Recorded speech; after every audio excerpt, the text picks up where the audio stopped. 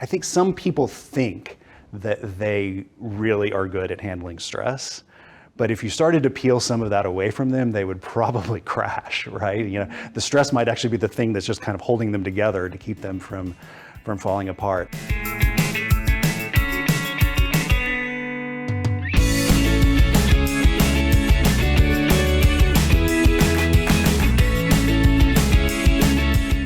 There are consultants that just thrive on stress, right? Like you're traveling, you're meeting client demands, you're doing proposals, you're doing presentations, you got to deliver the work, like all that. And like some people just thrive on it.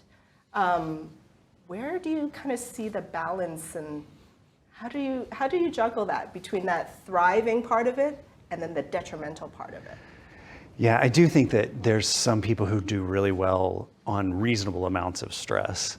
But this morning, I was flying to Dallas this morning, and next to me there was a consultant from a different kind. He was an M&A consultant, I could tell, because he was displaying his PowerPoint presentation with all of the information for the client right next to me, which you should never, ever do on a plane. But he spent the entire flight emailing, working his calendar, editing a deck, and then a few minutes later, I saw him in the line to pick up a car, chatting really frantically on the phone to somebody on the other end.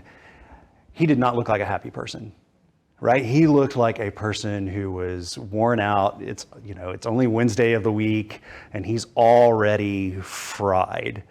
But there were other people around me on the plane who were also doing some work, who looked like they took a few minutes to do a Sudoku, though, to relax. I listened to a Big Bang Theory for the 1,000th time, to kind of calm down.